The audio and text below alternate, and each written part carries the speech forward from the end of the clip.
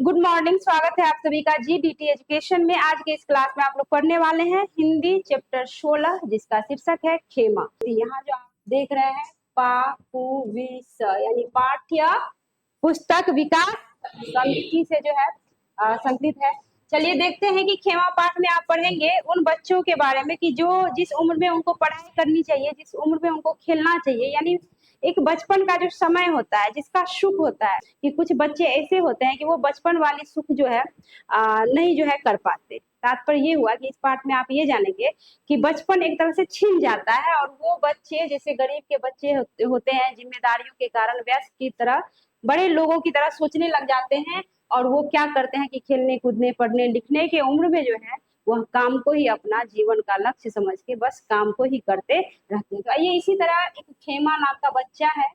इस पाठ में उसकी कहानी है कि किस तरह से वो जो है बाल मजदूरी का काम करता है। जिस उम्र में पढ़ना चाहिए, लिखना चाहिए, खेलना कूदना चाहिए, सारा बचपन उसका जो है छिन जाता है। तो गरीबी की मार कैसी होती है ये पाठ इस पाठ में ये भी दिखाया गया है और बच्चों से बाल श्रम नहीं करवाना चाहिए या करवाना चाहिए इसका भी वर्णन इस पाठ में। चलिए, कहता है कि गली के सबसे पहले तो आपका शीर्षक क्या है बच्चों? खेमा लिया गया है कहां से? समिति से। कहता है कि गली के नुक्कड़ पर बिना नाम के एक चालू और अस्थायी होटल। गली का नुक्कड़, नुक्कड़ समझते हैं? नुक्कड़ क्या? जैसे यहाँ से आप लोग जाते हो, यहाँ कमल मंदिर के पास मुड़ते हो ना, उसको हम क्या कहेंगे? नुक्कड़ जी। तो यहाँ पे कहता है कि गली के नुक्कड़ पर बिना नाम के एक चालू और अस्थायी, बिना नाम की, कैसा? बिना नाम की। और कहता है कि एक चालू यानी चालू है लेकिन अस्थायी होटल। ठीक है। अब अस्थायी होटल किसको कहेंगे? जैसे ठेला पे चलता है ना कि आपको ठेले पे सब कुछ बना बनाया मिल जाएगा, खड़े खड़े खाइए या बैठ के खाइए, फिर वो यहाँ से वहां, वहां से वहां घूम घूम के खिलाता है, सबको बेचता है। तो यानी अस्थायी होटल। कहता है कि टूटी सी टेबल, टेबल कैसी है? पर चाय बनाने के लिए भट्ठी के साथ लगा लाल पंखा। याद रखिएगा, ये लाल पंखा से प्रश्न आता रहता है कि भट्ठी के साथ कैसा पंखा? लाल पंखा, है ना।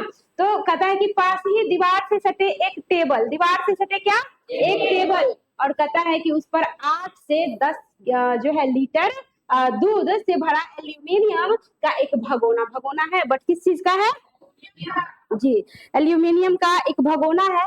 आगे कहता है कि और चाय शक्कर के डिब्बे, एक छीका जिसमें 8-10 गिलास रखे हैं। छीका से क्या तात्पर्य बताइए? छीका से क्या मतलब? जी, आप देखते होंगे कि चाय जो दुकान सब पे जाते होंगे तो उसमें ऐसे पकड़ा हुआ रहता है, उसमें ऐसे खांचा खांचा बना हुआ रहता है और उसमें कप जो है शीशा का रखा हुआ, वही उसको छीका कहा जाता है ना। तो कहता है एक छीका जिसमें 8-10 गिलास जो है रखे हैं। अब आगे कहता है कि इस मुक्ता काशी होटल का मालिक, यानी इस मुक्ता काशी होटल का मालिक कसारा, यानी ये होटल जो है मुक्ता काशी होटल का जो है मालिक आपको कौन है? कसारा है। कहता अपने काम को हल्का करने के लिए पास के किसी गांव से एक बालक को ले आया ताकि काम में कुछ सहायता प्रदान हो। कहता है कुछ तुतलाते बोलते इस बालक का नाम था खेमा। क्या नाम था बालक का? खेमा। कहता यह लगभग 8 से 9 वर्ष का दिखाई पड़ता था। याद रखना है इसको कि खेमा की उम्र कितनी थी? तो 8 से 9 वर्ष। बहुत बार ये क्वेश्चन पूछा गया है तो याद रखना है ये क्वेश्चन और ये लाल पंखा, ये क्वेश्चन तो इसको याद रखना है। वैसे सारा याद रखना है बट कुछ कुछ चीजों को अधिक याद रखना पड़ता है। कहता है कि 8 से 9 वर्ष देखने से लग रहा था कि उसकी उम्र कितनी होगी? 8 से 9 वर्ष। अब आगे कहता है कि उसका रंग गेहुआ, रंग कैसा था? गेहुआ। गेहुआ मतलब समझते हैं ना, न ज्यादा गोरा न ज्यादा काला, सांवला। मतलब एक होता है गोरा अंग्रेज सब में एकदम लाल टप टप रहता है, कैसा अजीब सा दिखता है। गेहुआ हम लोग हुए, हम लोग न ज्यादा गोरे है, न काले हैं न सांवले। अच्छा, ये कलर सही होता है, देखने में अच्छा लगता है, नेचुरल कलर ना। अधिक गोरा हो जाता है तो कुछ अजीब सा दिखता है। अब देखो यहाँ पे कहता है यह लगभग 8-9 वर्ष का दिखाई पड़ता है। उसका रंग गेहूं, कद लगभग 3.5 फुट। उसका कद कितना था? 3.5 फुट। याद रखना है। कहता है खाकी निकर के साथ पैबंद लगी कमीज पहने था और दूध के दांत अभी पूरे गिरे नहीं थे। अब 8-9 वर्ष का बच्चा होगा तो क्या पूरा दांत टूट गया होगा क्या? तो कहता हम लोग को तो अभी तक दांत वो जो है टूट रहा है, वो चौह वगैरह, तो बताओ वो तो बच्चा था। तो यहाँ पे कहता है कि पूरे गिरे नहीं और चढ़ने लगा खेमा रोजगार की पहली पायदान पर, यानी पहली पायदान से तात्पर्य रोजगार की पहली सीढ़ी पर, रोजगार की पहली सीढ़ी पर। बताओ इतना छोटा बच्चा जो है, जिस उम्र में उसको पढ़ना लिखना था, खेलना कूदना था, उस उम्र में वो रोजगार की पहली पायदान यानी पहली सीढ़ी पर जो है कदम रख चुका था। अब कहता है कि सुबह की ग्राहकी के समय, कब? समय। कहता है कि कसारा चाय बनाता और खेमा गिलासों को ग्राहकों को दे आता, फिर अपनी नन्ही उंगलियों के बीच 4-5 गिलास को उठाकर टंकी पर धोने ले जाता। यानी वो कसारा चाय बनाता था और खेमा उसको धो धो के, मतलब सबको गिलास पहुंचाया, उसके बाद धो धो के जो है वो क्या करता था, साफ करता था। अब कहता है कि खेमा गिलासों में पानी डालकर उलट देता, गिलास में पानी डालता था, उसको क्या कर देता था, उलट देता था। और कहता है कि धुले गिलासों को टेबल पर रखे छीके में, कहता है कि पंजों के बल खड़ा होकर जमा देता, मतलब उसकी हाथ नहीं पहुंचती थी, वैसे पंजों के बल मतलब पैर उठा के इसे उस पर पहुंचा देता था। कहता है कि यह क्रम उसकी नियति बन गई थी, मतलब ये जो है ना प्रतिदिन का उसका काम था कि गिलास को, चाय को पहुंचाना है, गिलास को धोना है, उस पे ऐसे रखना है, ये उसका नियति यानी प्रतिदिन का काम था। अब कहता है कसारा कहता है कि एरे खेमा ये डायरी ले जा और लिखवा ला 3 साइकिल वाले के, 2 मास्टर साहब के, 5 सेठ जी के। कसारा ने खेमा को आदेशात्मक स्वर में कहा, मतलब आदेश दिया कि मतलब हिसाब किताब कि कौन कितना कितना जो है क्या क्या लिया है, कितना खाया है, कितना पिया है। तो बोला क्या कि लो तुम डायरी लो और जाओ सबका हिसाब किताब मतलब ये करके आओ। अब कहता है कि हाँ काका अभी लेकर जाता हूँ। चाय के साथ खेमा डायरी लेकर चल पड़ा, यानी चाय लिया, चाय के साथ डायरी लेकर चल पड़ा। 8-10 मिनट बाद घूमता घामता खेमा, कितना मिनट बाद? 8-10 मिनट बाद घूमता घामता खेमा जो है डायरी लेकर आया। वह संभवतः समझने लगा था कि दुकान पर जाते ही फिर पिलना है। पिलना से तात्पर्य हो गया कि जाएंगे और दुकान पे फिर तो हमको खटना ही है, मतलब फिर तो हमको वही काम करना है। कहता है कि इतनी देर कहाँ रहा रे खेमा? किसने कहा ये बात? कसारा ने। कहता है कि खेमा ने कसारा को झिड़कते हुए पूछा। वो बच्चा कहता है वो मास्टर साहब दुकान पर नहीं थे। खेमा सफेद झूठ बोल गया, मतलब झूठ बोल दिया, रोज वाला मास्टर साहब जो है ना दुकान पे नहीं थे। कहता कुछ समय बाद खेमा उठा और गिलास धोने लगा। जब होटल पर चाय पीने वाले इक्के दुक्के लोग रह गए, तब खेमा ने अपने सेठ कसारा से कहा कि मेरे पैर जलते हैं, चप्पल ला दो काका। छोटा सा बच्चा था, गर्मी का महीना था और नंगे पाँव जो है दौड़ता था इधर उधर, तो पाँव तो जलता होगा ना। तो वो बोला कि चाचा चप्पल ला दो ना, मतलब पैर जलता है ना। अभी रख दूंगा चप्पल है सिर पर, चल अपना काम कर। किसने कहा ये बात? कसारा ने। कहता है कि बड़ा चप्पल है पहनने वाला। देखो कितना निर्दयी था कि लोग नौकर को देख के नौकर वाला भाव अपने मन में रख लेता है, ये नहीं सोचता कि वो भी किसी का बच्चा होगा, छोटा सा बच्चा, उसको भी तकलीफ होती है, पीड़ा होती है। लोगों के मन से इंसानियत खत्म हो जाती है, उसके दिमाग में कहीं ना कहीं रहता है मेरा बच्चा थोड़ा है, उधर नौकर है, तो उसके साथ नौकरों वाला क्या करने लगता है, लोग व्यवहार करने लगता है। लेकिन ऐसा नहीं होना चाहिए, नौकर अपने जगह है बट उससे पहले वो इंसान है, तो इंसान को कम से कम इंसानियत समझनी चाहिए, है ना। तो यहाँ पे कहता है कि अभी चप्पलें रख दूंगा सिर पर, बड़ा आया चप्पल पहनने वाला, ठीक है, इस तरह से बोलता है। कहता है खेमा निराश हो गया, बच्चा जो है एकदम क्या हो गया, निराश हो गया। कहता है अप्रैल का महीना था। कौन महीना था? अप्रैल का महीना था। कहता है कि धूप गहराने लगी थी। नंगे पैर खेमा इधर कोल्हू के बैल की तरह, यानी इधर उधर जो है ना कोल्हू के बैल की तरह जो है, कहता है कि घूमता रहता। जूठे गिलास धोने जाता तो पहले अपने पैर धोता, पैर गर्म हो जाता था तो पैर धोता था। शायद जलते पैरों पर पानी गिरने से खेमा को क्षणिक तसल्ली मिलती थी, यानी कुछ आराम, उसको कुछ राहत मिलता होगा। तो वो क्या करता था कि वहां जाने के बाद पहले अपना पैर धोता था और पैर धोने के बाद फिर बर्तन धोने का काम करता था। आगे कहता है काम निपटाकर कसारा खाने बैठा, यानी काम निपटा लिया, निपटाने के बाद जो है कसारा खाने के लिए बैठा। कहता है कि 2 रोटी प्याज और चटनी लेकर खाने लगा। कितना रोटी? उसके साथ क्या? प्याज और चटनी लेकर जो है खाना खाने लगा। खेमा भी इसी टोह में था, यानी इंतजार में था कि अब खाना मिल जाए, यानी हमें भी मिल जाए। बच्चा था, भूख लग जाती होगी। उस जो है पेटू को देखो, पहले अपने खा रहा है, पहले बच्चा को खिला देता है ना। उतना बड़ा आदमी को अपना बर्दाश्त नहीं है, अपना ठूस रहा है। अब बच्चा बताओ मुंह टुक टुक देख रहा है कि हमको कब मिलेगा खाना, तो पहले बच्चा को खिला देता, बाद में अपना खाना खाता। तो बोले ना कि इंसानियत लोगों की खत्म हो जाती है। नौकर का नाम सुनते हैं कि नौकरी तो है, वो आदमी थोड़े है, नौकर है, कोई मशीन है ना। तो यहाँ पे कहता है कि टोह में था कि अब खाना मिल जाए, इसी बीच 8-10 लोग बेंचों पर आ गए थे। अपना तो वो खा रहा था, बच्चा भूखा था, उधर से कितना आदमी आ गया, 8-10 आदमी। कसारा हाथ धोकर चाय बनाने लगा, खेमा का उतरा चेहरा देखा नहीं जाता था। यानी खेमा का चेहरा एकदम से क्या हो गया, उतर गया, यानी बच्चा क्या हो गया, उदास हो गया। कहता है कि खेमा ग्राहकों को चाय देता, पानी जो है पिलाता, और ग्राहकों के आदेश पर बीड़ी सिगरेट भी लाता था। रोजाना चाय पीने वाले ग्राहक खेमा को भद्दी गालियां भी देता था। अब वहां पे तो तरह तरह के लोग आते होंगे, कोई होटल है, कोई चौक है, दुकान है, तो वहां पे तो एक तरह का लोग नहीं आता है। शरीफ भी आते हैं, बदमाश भी आते हैं, लुच्चे लफंगे भी आते हैं, सब तरह के लोग आते हैं, है ना। ईमानदार भी आते हैं, बेईमान भी, शैतान भी आते हैं, तो सभी तरह के लोग आते हैं। तो कहता है कि भद्दी गालियां देकर पुकारते, और खेमा डरा सहमा मुस्कुराता हुआ, डरा भी रहता था, सहमा भी रहता था, लेकिन चेहरा पे क्या रखता था, मुस्कान रखता था। देख लो, यानी मुस्कुराता हुआ अपने काम में लगा रहता था, समझता था मेरी जिंदगी ही यही है, कोई गाली दे देगा, अब कितना किसको क्या बोले, छोटा बच्चा किसको क्या बोल भी सकता था। तो यहाँ पे कहते हैं कि हाँ, कनखियों से अपने नियमित ग्राहकों पर 1-2 बार नजर जरूर डाल लेता था, क्योंकि कहता है कि उसे जान पहचान हो गई थी। मतलब ऐसे नीची नजर से ही एक बार इधर उधर यहाँ से वहां नजर घुमा के देख लेता था कि कौन कौन आया है, कितना आदमी है ना। क्योंकि वो प्रतिदिन का ग्राहक को जो है, प्रतिदिन जो ग्राहक आते थे तो उसको क्या करता था, पहचानता था ना, तो एक बार बस नीची नजर से ही सबको एक बार देख लेता था। कहता ए रे खेमा कहकर रोटी की तरफ इशारा करके कसारा पास के बरामदे में दोपहर की झपकी लेने लगा। मतलब क्या कि अपना खा लिया, और उसके बाद जो है खेमा को कहता है कि ए रे खेमा, मतलब उसको इशारा देता है कि मतलब बगल में रखी हुई है, जाओ और तुम क्या करो, खा लो। कहता है कि खेमा भी अपना पेट भरा, ठीक है, और उसके बाद जो है कहता है कि उसको भी थकान के मारे नींद आने लगी। खाने के बाद तो किसी को भी नींद आता है, आती है कि नहीं आती, खाना खाने के बाद नींद आती है ना, थोड़ा सा आलस आ जाता है, मन करेगा क्या थोड़ा सा सो जाए। तो यहाँ पे जो है उसको भी वही बात, उसमें भी काम करके थके रहोगे तब अधिक नींद आएगी, काम नहीं करोगे तब तो नींद नहीं आएगा, खाओगे बस नींदे नहीं आता, थका थका शरीर रहेगा तो बहुत ज्यादा नींद आती है, मन करेगा कब सो जाए खाने के बाद।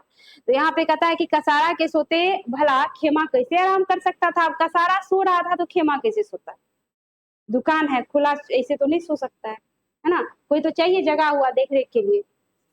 गर्म हवा से आता, थकान का मारा खेमा बैठे बैठे झपकियां ले लेता, कभी सिर पास की दीवार से टकरा जाता तो वह मुंह की लाड़ हथेली से साफ करके उठ बैठता और कसारा की तरफ देखता। क्या मतलब, झपकी ले रहा है, वो सोया है, ये भी अपना बैठे बैठे झपकी ले रहा है, झपकी लेते लेते नींद आया था, परे है, इधर से लार गिर रहा है। लार मतलब समझते हैं ना, जिसको अपना लोग क्या कहते हैं, क्या कहते हैं, थूक कहते हैं, हम अपना लोग कहते हैं लीर, कहते हैं लीर बोली छो, कहते हैं लीर बह रहा है, लीर यानी मुंह से लार पानी की तरह गिरता है ना, और वो बहुत बदबूदार होता है। कितना आदमी रात को सोएगा आ करके मुंह बा के तो ऐसे छूता रहता है, इस सब पे लगा हुआ रहता है ना। तो रात को इसलिए कहता है लोगों को मुंह बंद करके सोना चाहिए, है ना, मुंह खोल के सोओगे तो ऐसे ही होगा। अब कहता है कि कसारा के सोते भला खेमा कैसे आराम कर सकता था, यानी कसारा के सोते भला खेमा कैसे आराम कर सकता था। कहता है गर्म हवा सहता था, ठीक है, झपकियां जो है लेते लेते से जो है उसकी दीवार से जो है सिर जो है टकरा जाती थी, और जब लाश जो है इधर से गिरती थी तो वो पोंछ भी लेता था, और पलट के कसारा की ओर भी देखता था कि कहीं हमको देख तो नहीं रहा है, कि देखेगा तो क्या पता लपड़ थप्पड़ हमको खींचेगा। कहता है कि होटल के पास क्लिनिक, होटल के पास क्या था, क्लिनिक होने से सुबह शाम ज्यादा चाय बिकती थी। होटल के बगल में क्लिनिक था जिसके कारण चाय अधिक बिकती थी। कहता है कि हर तरफ के बीमार क्लिनिक में उपचार कराने आते थे, दवाई लेते, चाय पीते, न जाने कितनों की बीमारी के जीवाणु खेमा के शरीर को बीधेंगे।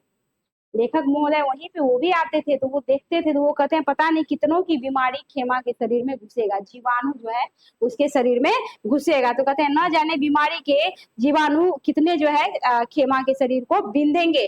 खेमा इन सब से बेखबर अपने काम में लगा रहता। खेमा को आए लगभग 2 महीने हो चुके थे, यानी कसारा होटल पे आए कितने महीने हो चुके थे, 2 महीने हो चुके थे। कहता है कि खेमा की सारी दुनिया कसारा के होटल में सिमट आई थी, मतलब उसकी सारी दुनिया वो कसारा का होटल ही था, यानी दिन से लेकर रात तक उसका सारा समय सब कुछ तो वहीं पे बीतता था। तो कहता है कि उसकी सारी दुनिया सिमट कर वही थी बस। कहता है एरे खेमा। कसारा ने पंखा घुमाते हुए जोर से आवाज लगाई, आ रहा हूँ। पास के जनरल स्टोर पर बैठा खेमा दौड़ कर आया, यानी बगल में जनरल स्टोर था तो उसपे खेमा बैठा था, तो दौड़ के आता है। कहता है कहाँ मर गया था, ये बर्तन क्या तेरा बाप धोएगा? किसने कहा?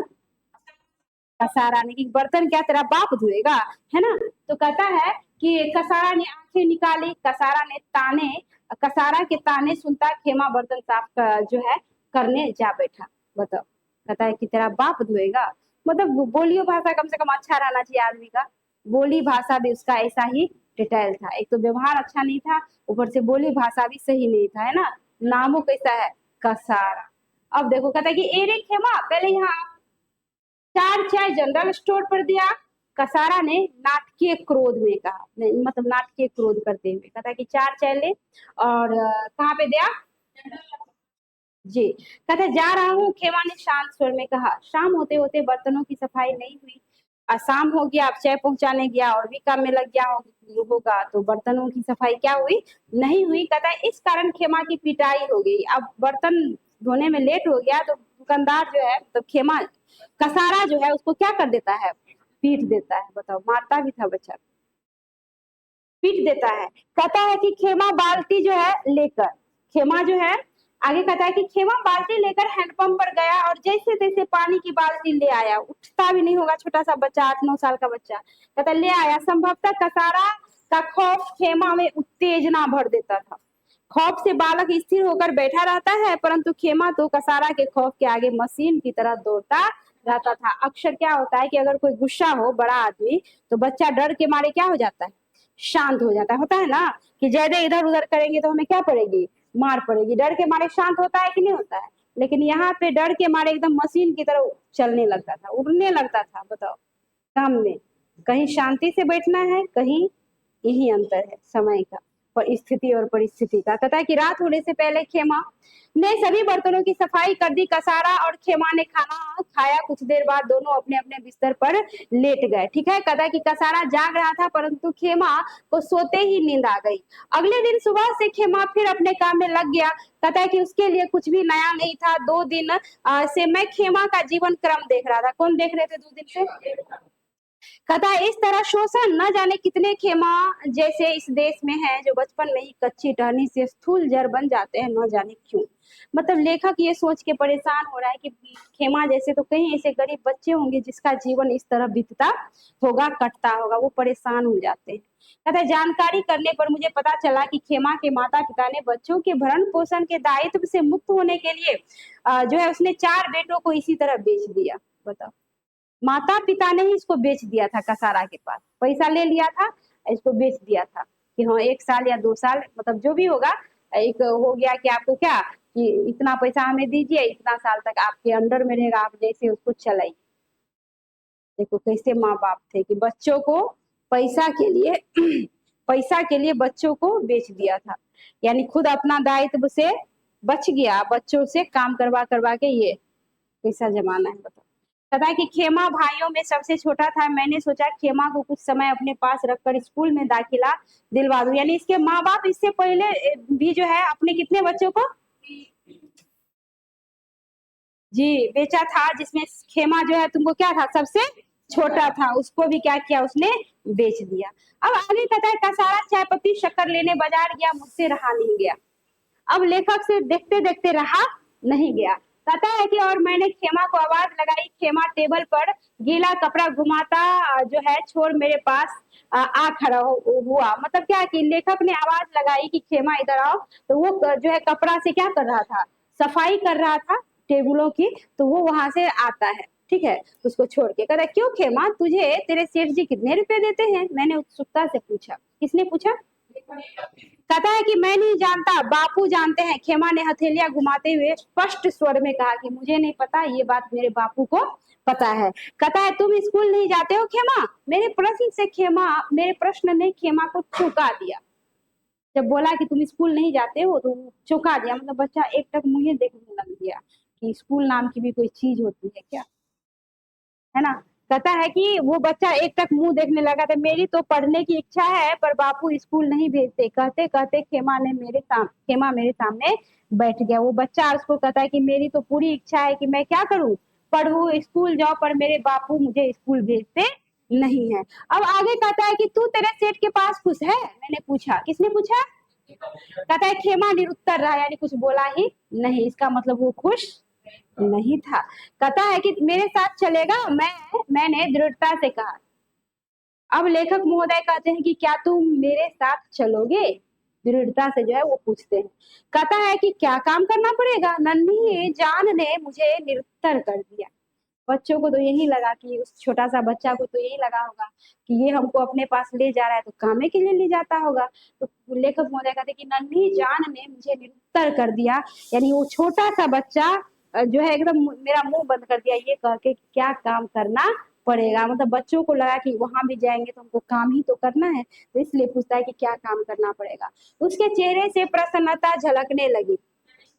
सॉरी कहता है स्कूल जाना, पढ़ाई करना, मेरे साथ रहना। मैंने प्यार से कहा कि तुम्हें कोई काम नहीं करना है, स्कूल जाना है, पढ़ाई करना है और मेरे साथ रहना है। कहता है उसके चेहरे से प्रसन्नता झलकने लगी। बच्चा तो एकदम खुश हो गया सुन के कि यही काम हमको करना है, यानी पढ़ना है, लेखक के साथ रहना है।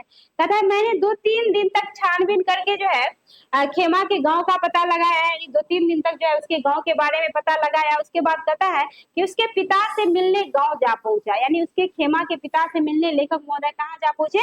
गांव जा पहुंचे। कहता है कि उसका पिता टूटी फूटी झोपड़ी के बाहर खाट पर बैठा था, थका सा शरीर, उदास चेहरा मुझे देखकर उठा और हाथ जोड़कर भय मिश्रित आश्चर्य से देखने लगा। यानी इसको डर लग गया कि मेरे पास ये अनजान आदमी क्यों आया है ना, भय मिश्रित यानी थोड़ा डरा सहमा, और जो है वो आश्चर्य से हाथ जोड़ के इसे उसको देखने लगा उसके तरफ। आप? खेमा के पिता ने पूछा, मतलब आप कौन? मैं अध्यापक हूँ, खेमा को जानता हूँ, मैंने कहा। किसने कहा? लेखक अध्यापक थे, ठीक है। कहता है कि वो एक होटल पर है साहब। खेमा के पिता ने दीर्घ श्वास छोड़ते हुए कहा, मतलब लंबी सांस लेते हुए कहा कि वो तो होटल पे है साहब। कहता है कि मुझे मालूम है, मैं चाहता हूँ कि खेमा को पढ़ाऊं, उसे अच्छा इंसान बनाऊं, इसलिए खेमा को लेने आया हूँ, मैंने सहजता से कहा।